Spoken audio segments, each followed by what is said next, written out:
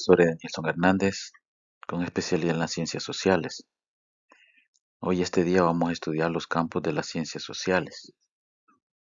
Aunque va a ser de una manera breve, esperamos que sea de mucho beneficio para quienes puedan ver este video. Una de las ciencias sociales principales que apoyan a esta asignatura es la antropología. Y la antropología dice que es la ciencia social que estudia al ser humano de una manera conjunta en muchas cosas, en muchos aspectos, muchos elementos, como la evolución biológica, el desarrollo que ha tenido, los modos de vida que como pueblo y otros que han desaparecido, las estructuras sociales que han existido y las que tenemos hoy actualmente, y las diferentes expresiones de cultura, idioma y lengua que identifican en diferentes formas a toda la humanidad.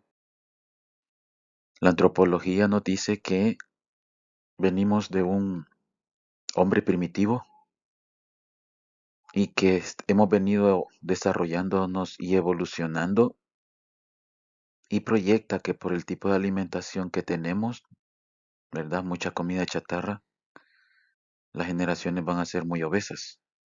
Y eso se puede observar en los últimos tiempos. Muchas personas que antes eran generalmente delgadas, pues hoy son con sobrepeso.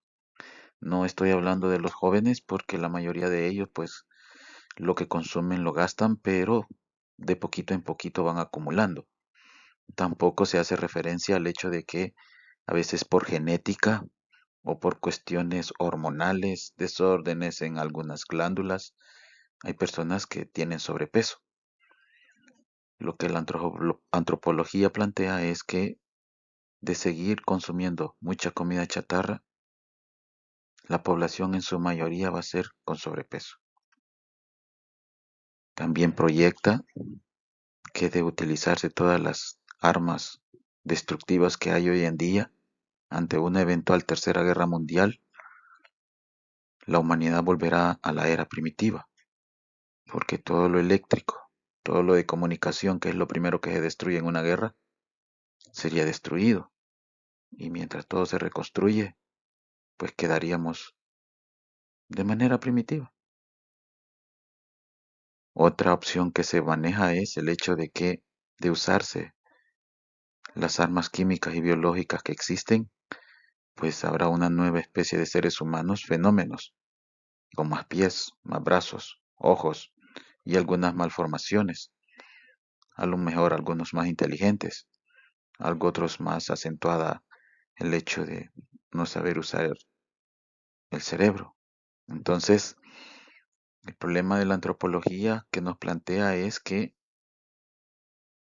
de no cambiar el rumbo que traemos como humanidad, como ser humano, vamos a un desastre, por lo menos comparado con lo que ya conocemos. La antropología nos plantea que en el caso de Europa, el hombre europeo, la humanidad europea, venía de la era primitiva y ha evolucionado tanto que hoy es un hombre tecnológicamente adaptado.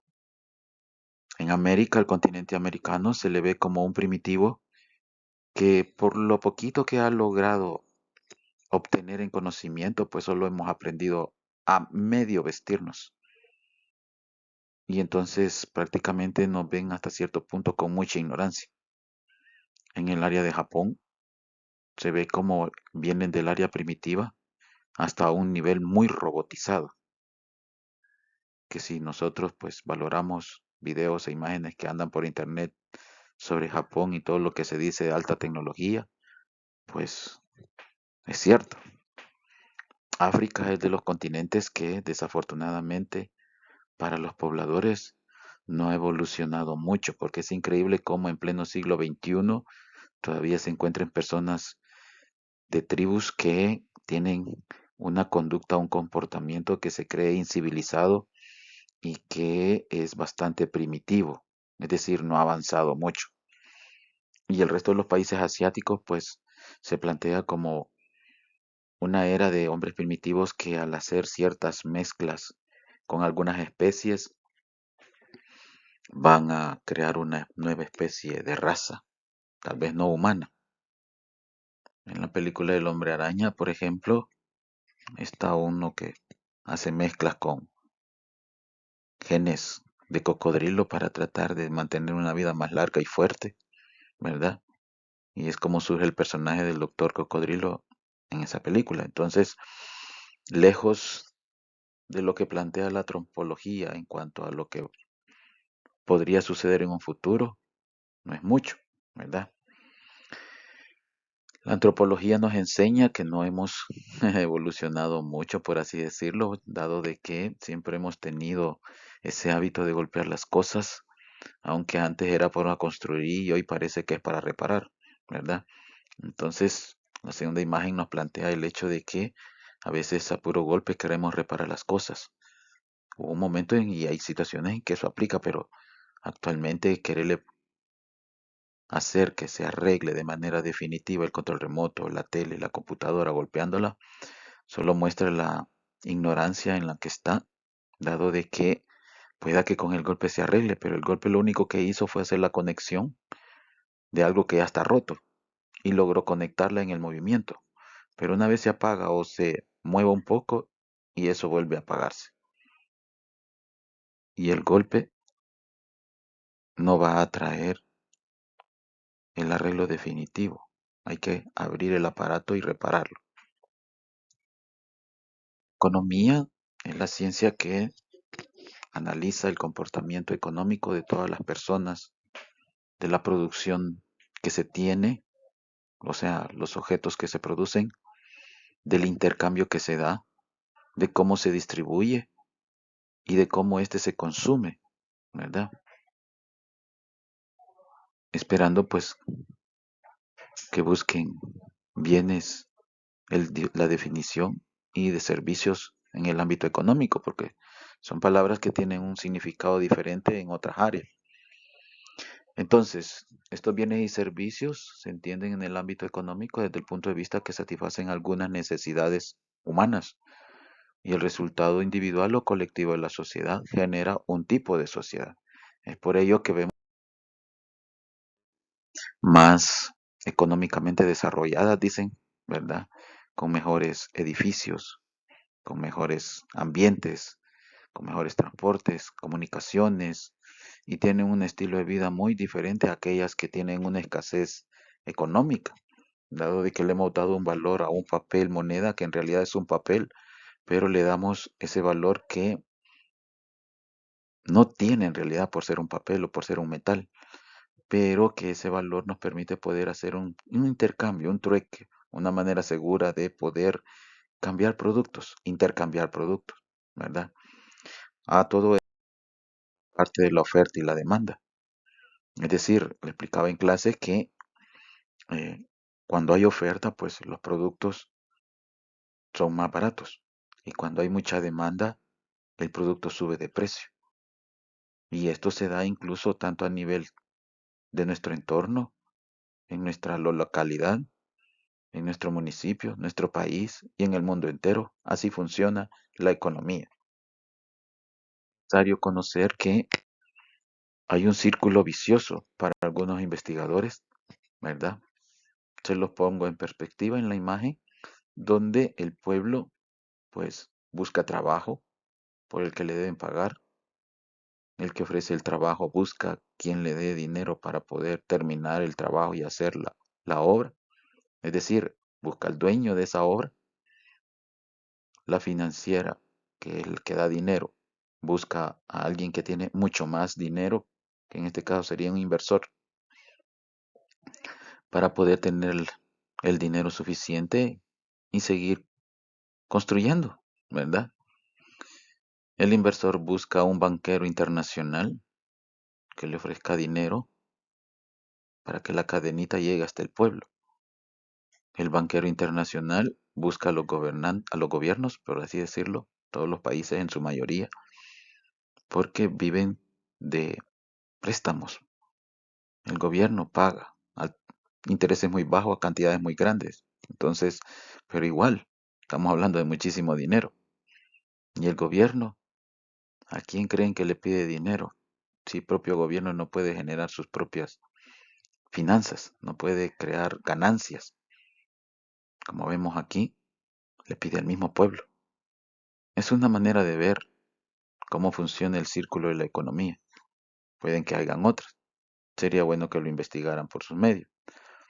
Y otra situación muy común que se da, por lo menos en Latinoamérica, es el hecho de que la mayoría en diciembre compra muchas cosas para regalar, disfrutar, sentirse bien, aunque en el mes de enero, cuando ya vienen las cuentas, ya vienen los pagos y no se tienen los recursos, pues se dan cuenta que se endeudaron por varios años simplemente por tener un disfrute de algo que no les duró más que un ratito, ¿verdad? Luego hablamos sobre la cuestión.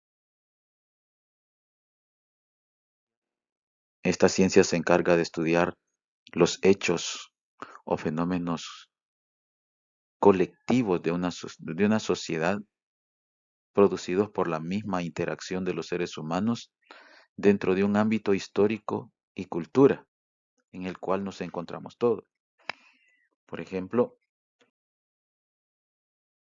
es muy común ver cómo los hombres y mujeres tratan de llevarse mucho mejor, se interrelacionan más. Antes, mucho antes, los hombres eran un grupo aparte y las mujeres aparte. Y solo cuando buscaban tener pareja, crear una familia, un hogar, es que interrelacionaban con el otro grupo. Y no eran todos, ¿verdad? Hoy resulta que no es necesario incluso interrelacionarse para tener pareja. Basta con tener amistad nada más, por ejemplo, o simplemente el saber convivir. Entonces, aparte de ello, ha cambiado el hecho de que antes las razas se dividían en blanca, amarilla, negra y nosotros, los mestizos. Y habían características propias para cada una de ellas. En ese sentido, uno miraba a una persona y uno decía, ah, es blanco, es asiático, es suramericano, es de África, es de Centroamérica, de Europa, Rusia, porque las características físicas bien marcadas en la persona nos indicaban de qué región eran. El concepto de razas desapareció una vez estas razas se comenzaron a mezclar. Hay personas que son muy colochitos, colochitos, como que fueran de África, pero su pelo es amarillo y sus ojos son achinados, como que fueran de las Asia, rasgados, ojos rasgados. Entonces, la mezcla de estas características desapareció esa parte de decir razas. Hay personas que un abuelo es de una nacionalidad, de una región del planeta, mientras su otro abuelo es de otra, su papá es de otra, su mamá es de otra. Al final nadie sabe exactamente cuál sería su origen real de cultura o de pueblo o de región del planeta. Luego tenemos la historia, la ciencia que nos ayuda a entender un poco el pasado de la humanidad, haciendo énfasis en aquellos eventos más relevantes, ¿verdad? Porque es bien difícil anotar todo y cada uno de todos los eventos que hubieron pasado en aquella época. Entonces, generalmente los que más marcaron el trayecto de la historia. Entonces, sin embargo, pues nos ayuda a entender cómo está nuestro presente y hacia dónde vamos, ¿verdad? Aclarar que la historia existe desde el momento en que apareció la escritura, porque antes de eso todo era por tradición y narrativa, es decir, el padre le contaba al hijo y el hijo a su hijo y su hijo a su hijo y así sucesivamente. Entonces, propiamente dicha, podemos hablar de historia desde el momento en que se inventó la escritura, porque comenzaron a establecerse algunos parámetros, algunas maneras antiguas de cómo se hacían las cosas y querer cambiar las actuales. Y el evitar ir cayendo en los mismos errores que anteriores sociedades cometieron. La historia se divide en estas edades, de manera muy resumida, por cierto. Está la prehistoria, ¿verdad? La edad primitiva, la edad del que el hombre se trasladaba de un lado a otro como nómada. vivía en grutas o cuevas, ¿verdad? Empezó a encontrarle el valor para sus armas en el bronce, cobre y hierro. Y pues con el tiempo aparece la escritura, que es cuando ya comienza propiamente dicha la historia en la Edad Antigua, ¿verdad? La Edad Antigua ya habla sobre los imperios, muy grandes civilizaciones que contribuyeron cada uno desde su manera de ser con el desarrollo de la sociedad, ¿verdad? Grecia con su sabiduría y conocimiento, Roma con el derecho y las leyes y su ejército, los fenicios con algunos conocimientos y mesopotámicos matemáticos y lógicos, ¿verdad? Entonces, ah, hay un punto marcado ahí con la venida de Jesucristo y la muerte de éste, y comienzan pues a verse un poquito más los desarrollos de construcciones y conocimiento científico mucho más claro. Seguidamente se da algo que marca la diferencia y se da la Edad Moderna. Esta se inicia desde que Cristóbal Colón descubre América y se da la Revolución Francesa en Francia, Europa. Y entonces todos estos eventos sumados a los que ya se tenían, pues se va descubriendo que hay nuevas maneras de poder vivir como sociedad, nuevas formas de ver el mundo, tratando de hacerlo mucho mejor. Entonces, ah, se da este evento, ¿verdad? Marcando la edad moderna. Luego aparece otra edad, ¿verdad? Cuando aparecen todas las revoluciones, la revolución industrial, la Primera y Segunda Guerra Mundial y algunas masacres. Y entonces es parte de la edad en la que aún estamos, que es la edad contemporánea. Aún se espera aún que pase un evento muy especial como para poder hacer que saltemos a una era digital, a una era virtual. Aún no se le da el nombre porque no ha acontecido algo que marque el cambio brusco de la humanidad. Sin embargo, se sigue esperando que suceda ese evento que marque el salto de la edad contemporánea a una edad digital o a una edad virtual. No sé qué nombre le podrían dar las ciencias con tanto conocimiento adquirido. Bien, otra parte de la historia es el hecho de que, pues en la edad antigua se dio el origen del hombre, las civilizaciones que hablábamos, los imperios.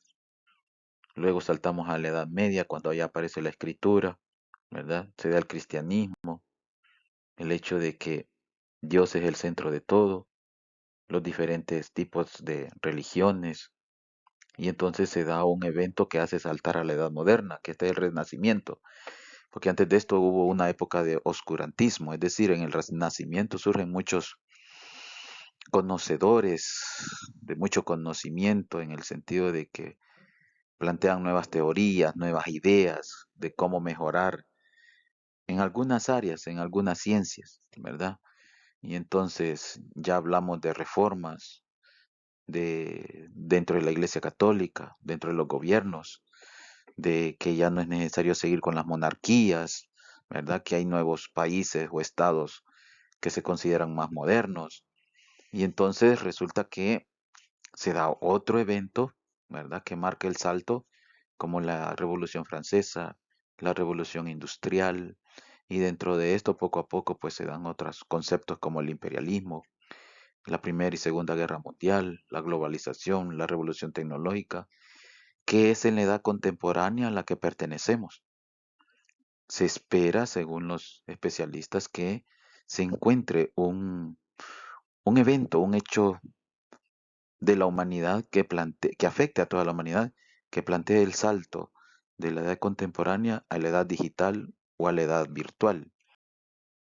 Luego tenemos la parte de otra ciencia que nos ayuda a entender un poco las ciencias sociales, que para algunos es una ciencia auxiliar de la antropología social, y esta se encarga de el estudio de las comunidades urbanas, los grupos pequeños, y que busca conocerse mejor, ¿verdad? Se llama etnografía.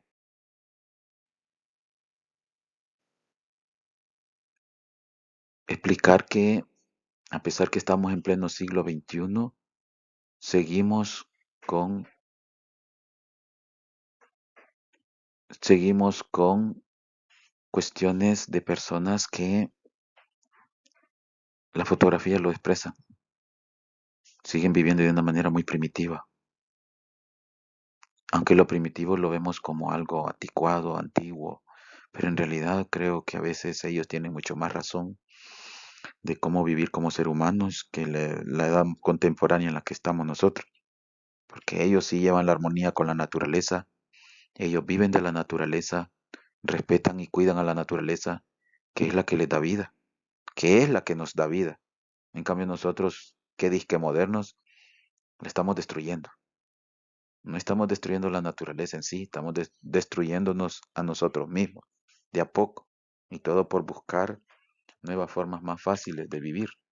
Pero bien, la etnografía se encarga de estudiar estos grupos, de por qué han logrado sobrevivir, de por qué continúan con sus tradiciones y costumbres, y no solo se da en África, sino que también en Latinoamérica, por lo menos en el Amazonas, Ecuador, Brasil, son países que tienen partes, Venezuela, partes en la selva amazónica, y que hay grupos de personas que se muestran de alguna manera como están en la imagen. Estas son de África, estas dos primeras. La tercera es una transición entre la cuestión de las tribus de África y una localidad cercana, es decir, esta tribu solo baja o llega a la ciudad y se viste, pero cuando regresan a su tribu vuelven a su mismo hábitat, es decir, se quitan esas ropas, ¿verdad? Solo es como un respeto nada más a las personas que andan vestidas. Y la última, pues tiene referencia al Amazonas, ¿verdad? Explicaba yo que un investigador norteamericano visitó una de estas tribus y el jefe de la tribu le preguntaba a través de un traductor que si él se sentía orgulloso de la creación que su Dios había hecho. Y el reportero pues dijo que sí. Y entonces le preguntó que por qué se avergonzaba de la creación de su Dios usando una segunda piel, haciendo referencia a la ropa que nos colocamos. En ese sentido tenía mucha razón el aborigen, mucha razón. Solo que nosotros nos hemos inventado muchas reglas por pudor, por respeto, y pueda que tenga algún sentido, pero en realidad, si tuviéramos bien claro qué es el cuerpo humano y que no lo podemos ver como algo raro, ni con morbosidad, ni por cuestiones eh, sexuales, por así decirlo, veríamos normal a los demás si anduviéramos totalmente desnudos. Se ve en los niños, por ejemplo, en los niños bien pequeños, de 1 o 2 años, que andan desnudos y ellos no se avergüenzan de su desnudez, ni tampoco se quedan viendo al otro del sexo opuesto. Entonces, como que hay personas que han logrado incrustar ciertas ideas equivocadas, diría yo. Y pues sí, pero esa es la regla, ¿verdad? Ah, incluso hay residenciales, colonias en algunos países desarrollados donde las personas son nudistas, es decir, andan desnudos, desde el más tierno hasta el más anciano. Hay playas, pero el hecho de que sea así implica también que hay reglas y normas que se respetan, ¿ah? Por ejemplo, no quedársele viendo a la otra persona, ¿verdad? Evitar ciertas situaciones incómodas para la otra persona. Simplemente tiene que verla como un cuerpo más, como que si miráramos a un animalito salvaje, ¿va? Que no anda ropa, no nos causa ninguna molestia, ninguna idea morbosa, ni nada por el estilo. Entonces, algo así me imagino yo que hacía referencia al inicio. Estas fotos son tanto del África como de el Amazonas, y siempre referente a lo que mencionaba. Solo que aquí, a pesar de que los vemos primitivos, muy anticuados, llama la atención la última imagen, donde el señor pues tiene un adorno en su nariz, hoy modernamente llamado piercing. Y entonces me pregunto yo, si estas personas son muy anticuadas, ignorantes, antiguas, primitivas y se colocaban esas cosas tontas, Porque las personas hoy modernas, que se dicen llamar modernas, se las ponen. A lo mejor el señor se ponía hueso, madera y hoy se usa un metal inoxidable, pero igual es lo mismo, ¿no? Solo el material ha cambiado. Entonces, solo puedo pensar en dos razones por las cuales estas personas se ponen ese tipo de objetos en la piel, en la cara, en el cuerpo. Una es la ignorancia por pensar que son los primeros que están haciendo estas maravillosas formas de expresarse, ¿verdad? Más no saben que esto es muy antiguo. Y la otra es que, sinceramente, por esa misma ignorancia, no logran entender la comparativa, ¿verdad? Porque da igual si es de madera, de hueso, aunque sea de un metal inoxidable, aunque lleve piedras preciosas o tenga una figura bonita. Esto hablar un poco sobre la cuestión de la belleza, ¿verdad? Estas imágenes las he puesto yo porque en la primera, donde salen las mujeres con su cabello en color café, la mujer más bella, miren, no tienen pena de mostrar su desnudez, porque, o sea, ellas no, la tribu, todas las personas de ahí no se fijan en esas cosas. La mujer más bella en esta tribu, hablando de hermosura y qué es lo que es belleza para ellos, es la que anda más grande el cabello y mejor empastado con ese, así como se ve. Es una mezcla de hojas, raíces, agua y otros líquidos especiales que hacen que ese cabello se lo preparen de esa manera. En cambio, hacia la derecha, las mujeres que están ahí como llenas de cal, ¿verdad?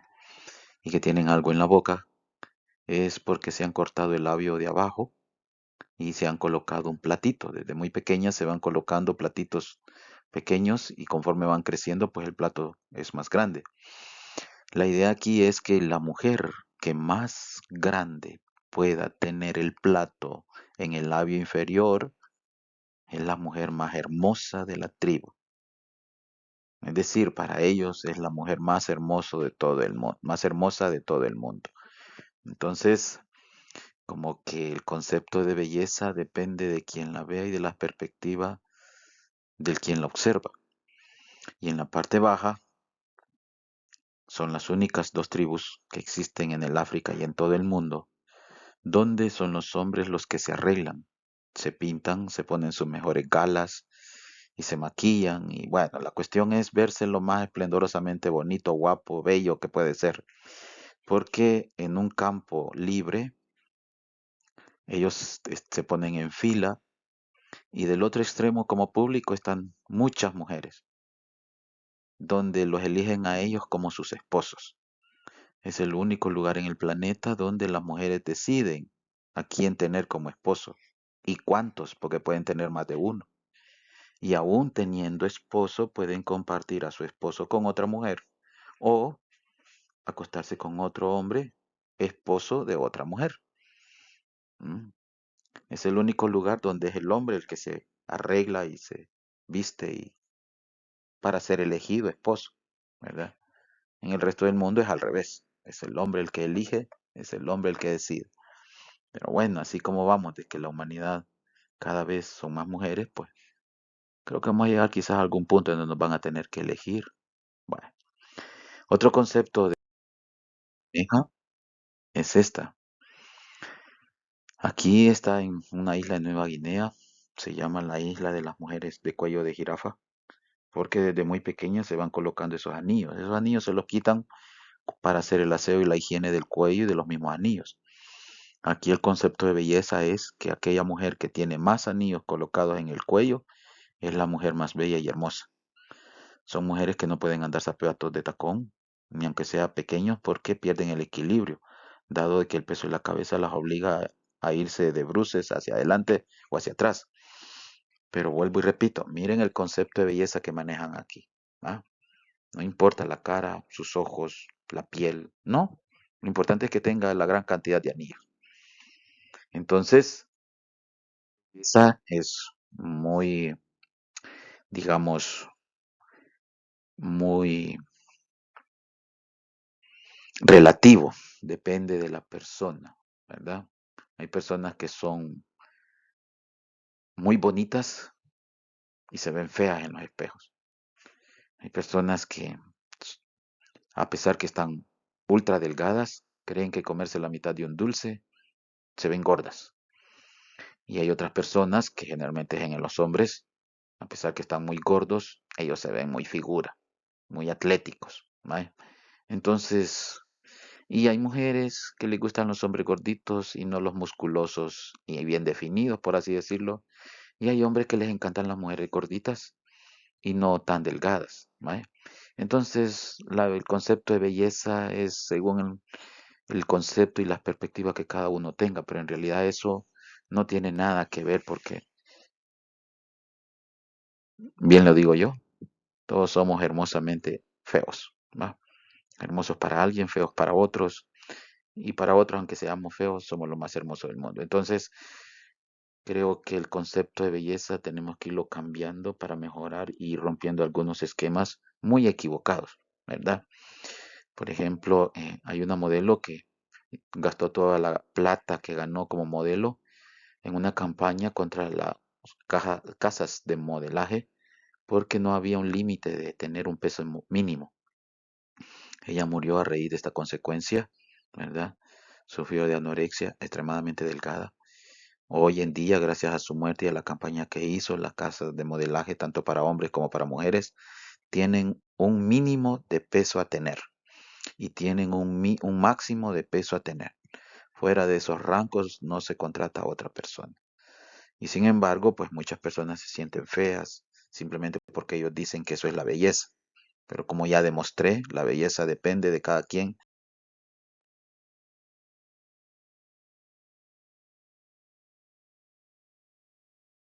Entonces, agradecerles mucho, decirles que esta es la primera parte de lo que es el campo de las ciencias sociales, esperando pues que puedan ver la segunda y tercera parte. Muchas gracias.